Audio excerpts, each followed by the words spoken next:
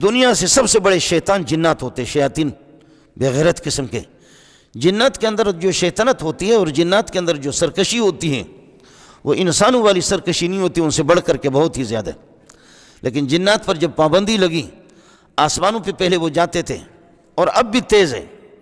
بہت سے ہمارے ساتھی ڈاکٹر حضرات، پروفیسر حضرات، وہ مجھ سے بھی کبھی کبھی ہماری گفتگو ہوتی ہے، کہتے ہیں کہ ہم نے تو F-16 تو بنا دیا لیکن سنا کہ جنات اس سے بھی تیز ہیں۔ میں کہتا ہوں سنا نہیں، حقیقت بھی اسی طرح اتنے تیز ہے، اتنے تیز ہے، اتنے تیز ہے کہ توبہ توبہ، بہت ہی تیز ہے۔ یہ جنات جب ان پر آسمانوں پر جاتے تھے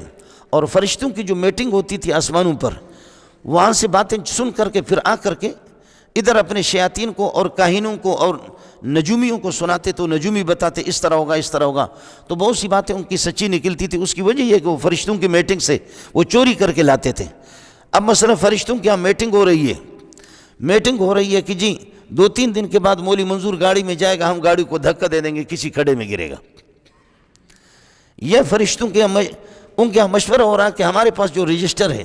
فلاں کی شادی کو ہوگی اور لوگ یہاں سے گاڑی میں لے کر کے تبلا اور بارات کو لے کر کے پھر ڈمبک ڈیمبک جائیں گے، ڈیمبک کرتے ہوئے جائیں گے، لیکن فلاں جگہ جب ہم پہنچیں گے تو دلہا اور دلہن کی گاڑی کو ہم ٹکرا دیں گے، دلہا کی گاڑی کو ٹکرا دیں گے کسی ٹرک کے ساتھ یا کسی وزیرستانی کے ڈمپر کے ساتھ۔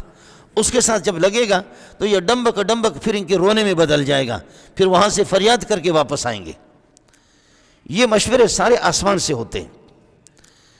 کہ کل کسی کو مارنا ہے، وزیرستانی کے ڈمپر میں کل کسی کو مارنا ہے، یا یہ ہے کہ اللہ آپ کا بھلا کریے کہ سندھی مانو کو مارنا ہے یا بلوچ کو مارنا ہے۔ یہ ترتیب سارے یہ آ کر کے جنات اوپر سے جا کر کے سنتے تھے،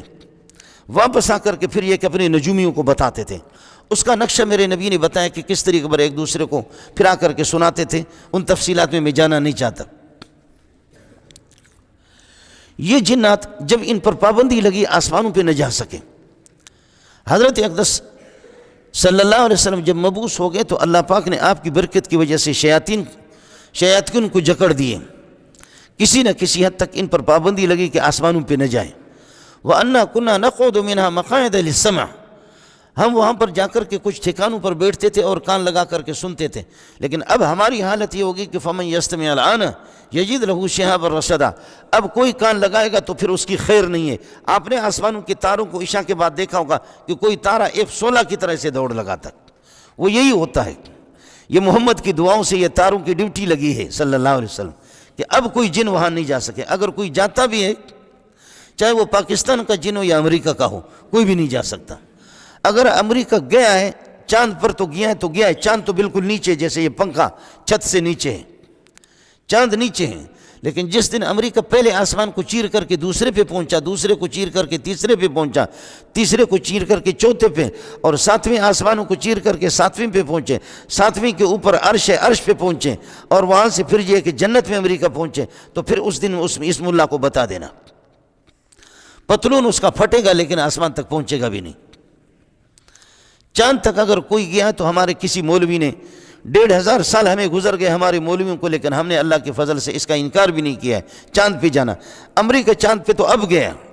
وہ موسمیات کے حالات آپ کو ابھی بتاتے ہیں، لیکن اللہ کی قسم آج سے 1500 سال پہلے ہمارے پاس یہ حالات مولویوں کی تھی۔ مولوی کو پھٹکار ہوگی خدا کی کہ مولوی صاحب نے بھی اپنے اس سائنس کو چھوڑا۔ ہماری سائنس اور فلسفے کی کتابیں ان خبیثوں نے، انگریزوں نے چوری کر کے علماء کو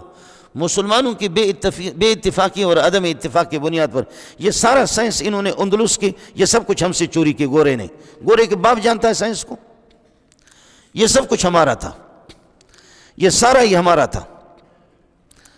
خیر کبھی اگر موقع مل گیا تو مسلمان سائنسدانوں کے بارے میں آپ کو بتا دوں گا کہ کیا کیا ان کے کمالات تھے۔ آپ کے اسی سندھ کے اندر ایک مولوی تھا، اس نے اپنا سورج بھی بنایا تھا اور چاند بھی بنایا تھا، اور رات کو جس وقت سورج غروب ہو جاتا تھا تو وہ بٹن لگاتا تھا تو اس کے سورج جو ہے نا طلوع ہوتا تھا، پورے سندھ میں روشنی ہوتی تھی۔ آپ کہیں گے پتہ نہیں مولوی صاحب کون سی چینل سے گفتگو کرتا ہے، یہ ساری چیزیں ہمارے پاس تھیں، لیکن مولوی کو بس پتہ نہیں ہوا کیا، مولوی کو کیا بددعائی لگ گئی۔ خیر میں عرض کر رہا ہوں کہ یہ جنات جو ہے نا یہ آپ کے F-16 سے بھی زیادہ تیز ہیں۔ تو جب آسمانوں پر ان پر پابندی لگی نا بہرحال امریکہ جائے گا نہیں انشاءاللہ، آسمان کو چیر کر کے دوسرے آسمان تیسرے پہ نہیں پہنچے گا۔ یہ جب آسمانوں پر جاتے تھے، آسمانوں سے جب ان پر پابندی لگی تو انہوں نے کہا کہ انہو قد حدث امر، بخاری کی روایت آپ کو سناتا ہوں، کچھ نہ مسئلہ ہو گیا، ہمارے ساتھ کچھ حرکت ہو گئی ہے اور کہیں سے کسی کی پھٹکار ہو گیا ہمیں، وہ اللہ کی پھٹکار ہے اور کیا ہے کہ کچھ پابندی ہم پر یہ ہے، دیکھو کہ کون ہے۔ فَاضْرِبُوا مَشَارِقَ الْأَرْضِ وَمَغَارِبَهَا، یہ میرے پیارے کے الفاظ ہیں کہ جنات نے کہا کہ فَاضْرِبُوا مَشَارِقَ الْأَرْضِ وَمَغَارِبَهَا، جاؤ دوڑ لگاؤ کہ یہ کیا ہو گیا، مشرق و مغرب کا سفر کرو کہ یہ کس کی بددعا ہمیں لگی، کس نے ہم پر پابندی لگی۔ آسمان پہ جاتے تو تارے ہمارے پیچھے لگتے، یہ دوڑ لگا رہے تھے، دوڑ لگاتے جا کر کے مقام صفین کے اندر جا کر کے صبح، مقام نخلہ کے اندر جا کر کے صبح کو جیسے پہنچے تو فجر کی نماز ایک شخصیت پڑھا رہا تھا،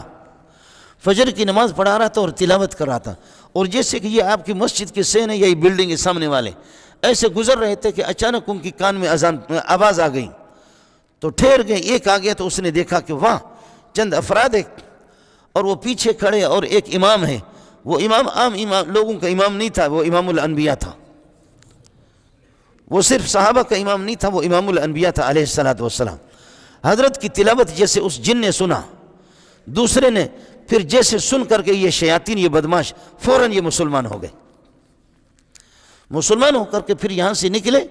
اور قرآن میں خود موجود ہے، 26ویں پارے کے اندر موجود ہے، یا قومنا اجیبوا داعی اللہ وآمنوا بہ،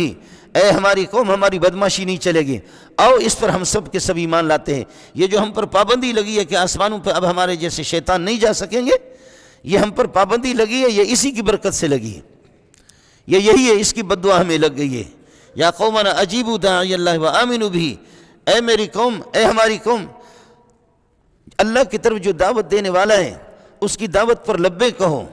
وآمنوا بھی، اس پر ایمان لاؤ، یغفر لکم من ذنوبکم، اللہ تمہارے گناہوں کو بخش دے گا، ویجرکم من عذاب علیم، اور تمہارے یہ اللہ تمہیں عذاب علیم سے بھی نجات دے گا اور پناہ دے گا۔ ومن لا یجب داعی اللہ فلیس بمعجز فی الارض، جو اللہ کی اس داعی کی، جو اللہ کی طرف بلانے والا محمد ہے صلی اللہ علیہ وسلم، جو اس کی دعوت کو قبول نہیں کرے گا، جو اس کی دعوت کو قبول نہیں کرے گا، وہ اللہ کو تھکا نہیں سکے گا، اللہ کی گرفت سے نکلے گا نہیں، وہ بچے گا نہیں۔ اے میری قوم، آ جاؤ آ جاؤ، کیا پیاری آواز ہے۔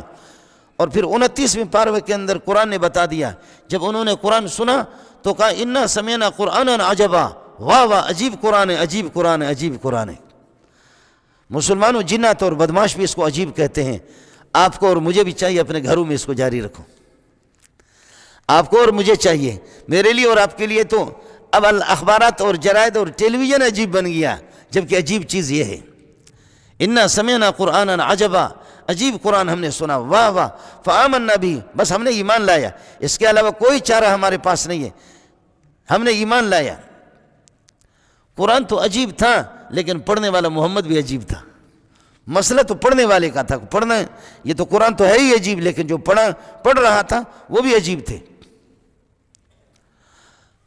عرض یہ کر رہا تھا کہ اس آواز کے مالک کی جنات بھی، وہ دھڑا دھڑ، وہ بھی مسلمان۔ السلام علیکم جی دوستو، آپ نے دیکھا اور سنا شیخ مولانا منظور مینگل صاحب کو کہ شیخ مولانا منظور مینگل صاحب کیا بیان فرما رہے تھے۔